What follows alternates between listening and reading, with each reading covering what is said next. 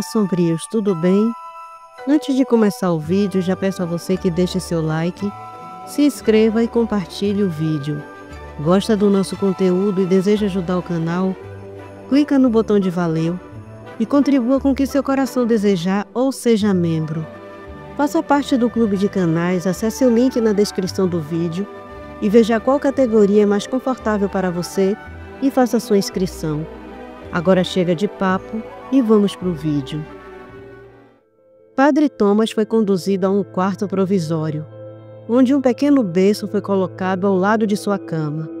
Nos primeiros dias, ele se dedicou completamente a cuidar de Rui, percebendo rapidamente que a criança era tranquila e pacífica em sua companhia.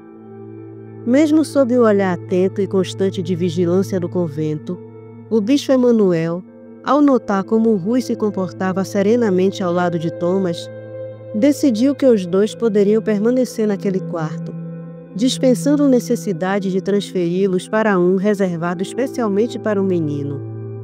Apesar disso, Rui continuava sendo monitorado com rigor. Sua altura era medida regularmente e seu desenvolvimento intelectual meticulosamente acompanhado. A cada avaliação, os monges ficavam mais impressionados. Rui demonstrava uma inteligência impressionante para sua idade. Padre Thomas precisava ensinar algo apenas uma vez para que Rui reproduzisse com perfeição.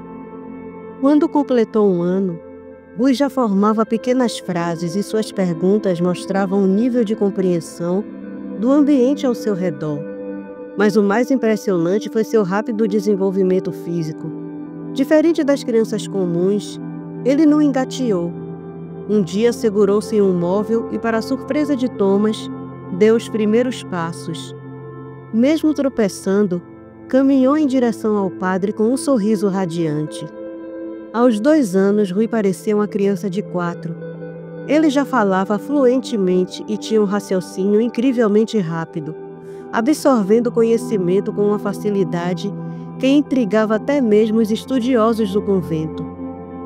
Mais do que isso, era sua interação com Anton que deixava Thomas perplexo. Frequentemente, risadas infantis enchiam o quarto, interrompendo os estudos de Thomas. Os pequenos passos de Rui correndo pelo espaço indicavam brincadeiras que pareciam ter um parceiro invisível. Por vezes, Thomas captava vislumbres de algo extraordinário, como uma luz suave que iluminava o quarto quando ele estava de costas. Essas manifestações ocorriam principalmente quando Rui dormia na pequena cama ao lado da sua. Nesses momentos, uma paz inexplicável tomava conta do ambiente, aquecendo o coração de Thomas. Ele sentia uma segurança que ia além do entendimento humano, como se uma presença divina estivesse ali protegendo o menino. No fundo, o padre Thomas sabia que havia algo único e sagrado em Rui.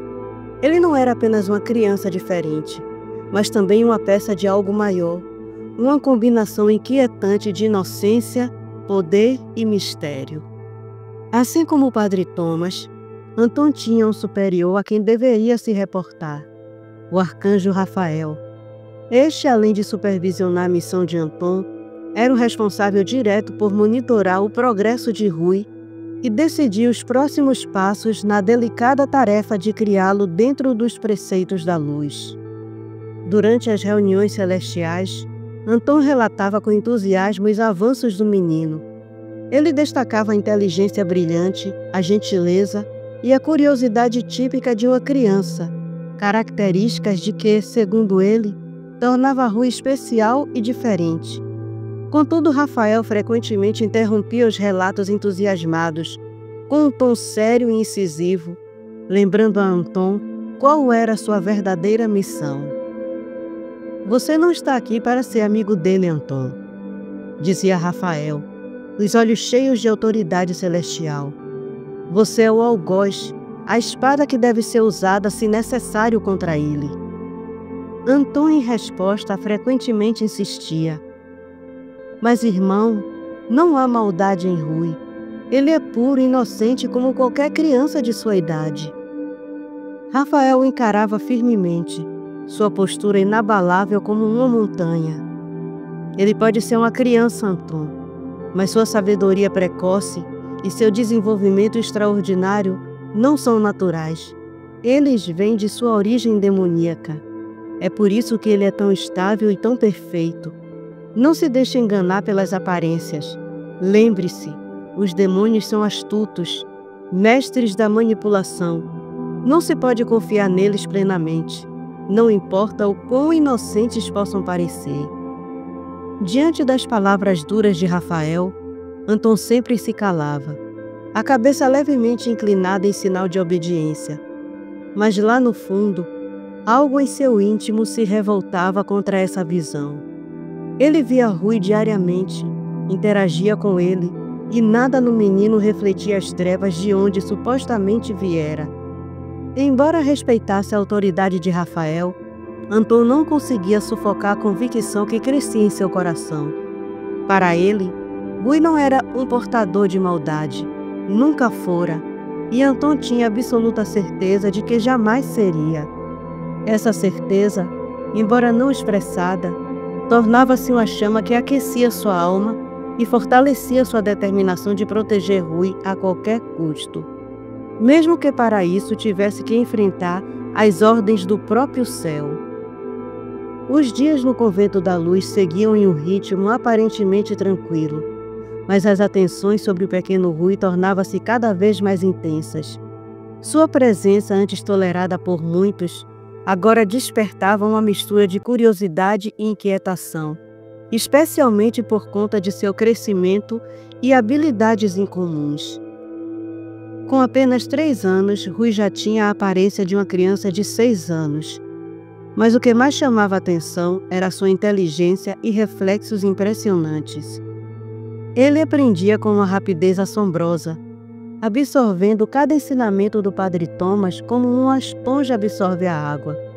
No entanto, o que verdadeiramente gerava burburinhos entre os moradores do convento eram os vislumbres de seu poder de Nephilim. Em diversas ocasiões, Rui demonstrava capacidades sobrenaturais que fugiam ao entendimento humano. Quando desejava algo fora de seu alcance, um brinquedo, um alimento ou qualquer outro objeto, ele simplesmente estendia sua pequena mão na direção do que queria. Para o espanto de quem estivesse presente, o item flutuava pelo ar até ele, como se uma força invisível obedecesse aos seus caprichos. O Padre Thomas, testemunha frequente desses acontecimentos, oscilava entre o fascínio e a preocupação. Ele não temia Rui, pois via nele apenas uma criança especial e inocente, mas o temor pelo que o alto clero poderia decidir em relação ao destino do menino crescia em seu coração. Thomas sabia que o poder de Rui, mesmo sendo demonstrado de forma ingênua e despretensiosa, era algo que o alto clero não poderia ignorar. Para muitos, isso seria uma evidência de sua origem demoníaca, uma justificativa para medidas mais severas e talvez irrevogáveis. Enquanto observava Rui brincar com um pedaço de pão que havia feito flutuar até suas mãos, Thomas suspirou profundamente, uma prece silenciosa brotando em seus lábios.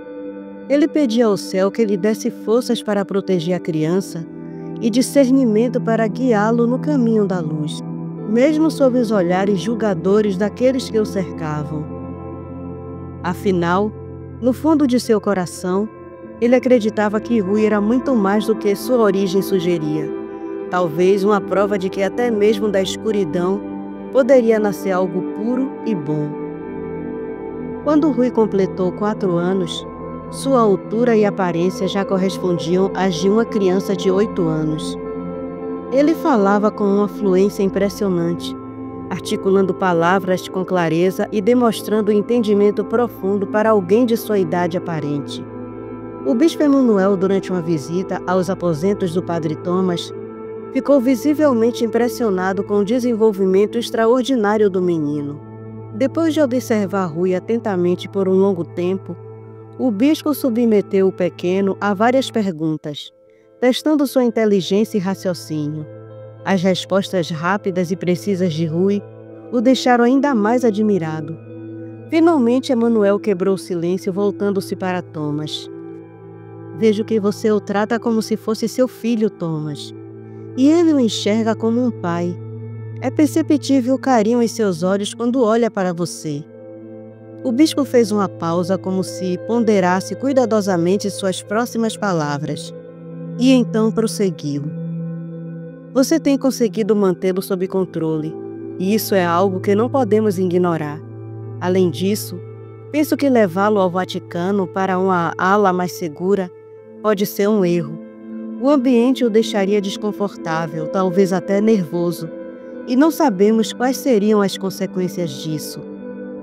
Emanuel cruzou as mãos, fitando Rui com um olhar misto de fascínio e cautela antes de concluir. Tomei uma decisão. Rui permanecerá sob seus cuidados, Thomas. A partir de agora você será responsável por toda a educação dele. Nosso objetivo será transformá-lo em um verdadeiro guerreiro da luz. Comece pelas línguas, todas elas, desde as mortas até as contemporâneas. Você terá o auxílio de professores e estudiosos especializados em cada dialeto. Assim que ele dominar um, passaremos para o próximo. Thomas assentiu com um misto de alívio e responsabilidade pesando em seus ombros. Ele sabia que a tarefa que lhe fora confiada era monumental, mas também sentia que era seu propósito. Ele observou Rui, que brincava distraidamente com um livro grosso, folheando suas páginas como se já compreendesse as palavras impressas ali. O padre sabia que essa jornada seria longa e desafiadora, mas acreditava firmemente que, com o tempo e a orientação correta, Rui poderia se tornar a prova viva de que até mesmo os mais improváveis poderiam trilhar o caminho da luz. Anton ajoelhou-se ao lado de Rui, olhando diretamente nos olhos. Em um tom suave e encorajador, ele falou em enoquiano, a língua celestial. Você quer ser como eu? Um dia voar livre e conhecer o que há além dos muros desse convento? Rui, que estava folheando um livro grande e pesado, fechou-o com cuidado, um gesto que refletia a sua precocidade e serenidade. Ele ergueu os olhos para Anton e sorriu. Seu rosto parecia iluminar-se com a pureza de sua expressão. Para a surpresa do bispo Emanuel, mas não do padre Thomas, Rui respondeu em enoquiano. Terei asas como as suas, grandes e brancas, e uma armadura forte e brilhante, com uma espada como essa? Anton não conseguiu conter um sorriso divertido diante da pergunta. Ele respondeu com um tom leve, mas com uma sombra de seriedade no olhar. Posso garantir apenas as asas. O resto... Ele fez uma pausa, permitindo que a gravidade de suas palavras fosse sentida. Só o tempo dirá. Rui levantou-se de onde estava sentado, ficando de frente para Anton, com um semblante firme e determinado, mas ainda carregando a inocência de uma criança, ele declarou: Então eu quero, só pelas asas mesmo. Anton se levantou também, e conhecendo o encantamento de Rui por suas asas, abriu-as com um movimento gracioso e poderoso. Elas brilharam levemente sob a luz suave do ambiente, emanando uma aura celestial. Então aprenda tudo o que o padre Thomas lhe ensinar. Um dia, se fizer tudo certo, você terá suas asas. Rui virou-se para o padre Thomas e o bispo Emanuel, seu sorriso agora repleto de expectativa e confiança, como se a promessa de Anton fosse a maior motivação que ele poderia receber. O bispo, ainda perplexo, observou a interação com atenção. Finalmente ele perguntou, um tanto incrédulo: Essa língua que ele falou, o que era?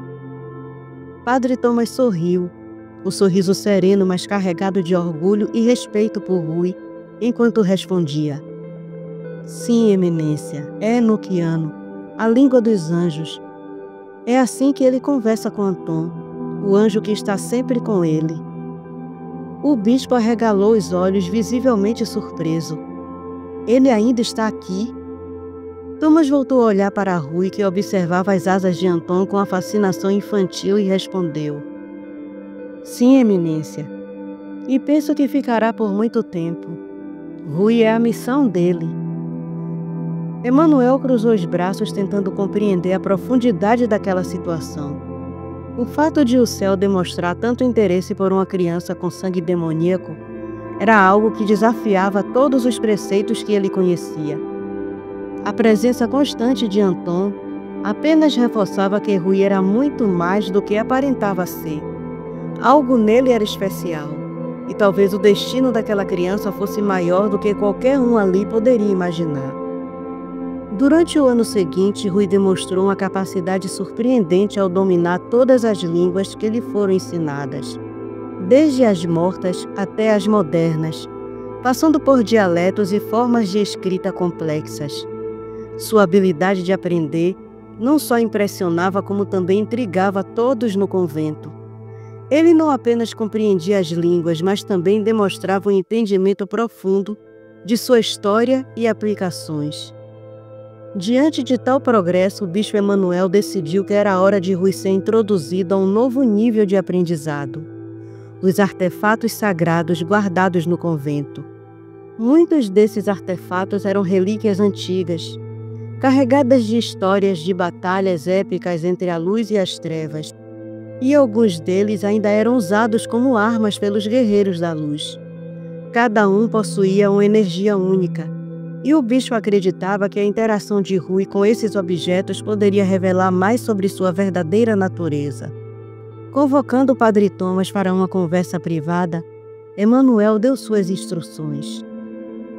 Padre Thomas, o progresso de Rui é extraordinário, mas agora precisamos avaliar algo além de sua mente. Quero que você dedique tempo a estudar cada artefato guardado aqui, individualmente, junto com ele. Explique-lhe suas histórias, seus propósitos e, principalmente, observe a reação dele ao manipular cada um. Preste atenção a qualquer mudança em sua energia, comportamento ou até mesmo em sua aparência. Thomas assentiu, embora houvesse um leve receio em seus olhos. Eminência, esses artefatos carregam poderes que, em mãos erradas, podem ser perigosos. O senhor tem certeza que é seguro expô-lo a eles? Emanuel suspirou, consciente dos riscos. É exatamente por isso que precisamos testar Thomas. Se Rui for realmente destinado a ser um guerreiro da luz, ele deve provar que pode suportar e compreender a responsabilidade desses objetos. Além disso, Anton está sempre por perto. Tenho certeza de que ele intervirá caso algo saia do controle. Com as instruções claras, Padre Thomas levou Rui até a sala onde os artefatos estavam guardados. Era um espaço amplo, com prateleiras e vitrines de vidro que protegiam os objetos mais antigos e sagrados. Ali estavam espadas que haviam sido empunhadas por arcanjos, escudos que resistiam às trevas, cálices que continham relíquias e até pedras com inscrições místicas. Rui, com seus olhos curiosos e atentos, parecia encantado com o ambiente. "O que vamos fazer aqui, padre?" perguntou ele, sua voz carregada de expectativa. Thomas sorriu, embora mantivesse uma postura séria. "Vamos aprender sobre a história e o propósito desses objetos, Rui. Cada um deles tem um significado especial. E juntos vamos descobrir como eles podem ser usados no combate ao mal." O menino assentiu animado e, aproximando-se da primeira prateleira, sem tocar em nada, ele observava cada artefato com uma atenção quase reverente. Quando Thomas começou a explicar o primeiro objeto, uma espada que estava em um suporte no centro da sala começou a reagir na presença de Rui. Nem ele nem o padre Thomas percebeu, mas Anton notou e também reconheceu a espada. Aquilo o preocupou, mas ele preferiu apenas observar. Quando Rui começou a se aproximar, a espada brilhou, chamando a atenção dele, que foi na direção dela. O padre Thomas continuava explicando os artefatos quando Rui interrompeu. "Posso segurá-la?" Thomas olhou para a espada e, ao vê-la brilhando, ficou surpreso. Mas, lembrando-se do que o bispo havia dito, ele hesitou por um momento. Mas então respondeu: "Só se eu estiver perto. Quero observar como você reage a ela." Rui ergueu a espada com cuidado, como se soubesse exatamente como manuseá-la. A luz da lâmina brilhou mais intensamente em sua presença, iluminando seu rosto e refletindo pelo cômodo. Thomas não conseguiu evitar um arrepio ao ver que, ao segurar a espada, Rui parecia ainda mais seguro de si, quase como se fosse parte de sua essência. Ela parece com a de Anton e brilha igual. Rui falou, completamente hipnotizado pelo brilho da lâmina prateada. Anton, no entanto, estava sério e sentia uma inquietação crescente. Essa foi apenas a primeira de muitas sessões de aprendizado. Cada artefato parecia reagir de maneira diferente à presença de Rui. Alguns brilhavam, outros ficavam estáticos, e havia aqueles que emitiam sons sutis, como um sussurro. Padre Thomas anotava meticulosamente cada detalhe, enquanto Anton observava de longe, sempre atento e pronto para intervir caso necessário. O bispo Emanuel frequentemente revisava os relatórios de Thomas, intrigado com os resultados. Ele está aprendendo mais rápido do que qualquer um poderia imaginar, padre, disse Emanuel durante uma reunião. E embora ainda reste muito para descobrir, parece que Rui está destinado a algo muito maior do que qualquer um de nós. Thomas apenas assentiu, mas em seu íntimo compartilhava da mesma crença. Rui era de fato uma criança extraordinária, cuja jornada estava apenas começando.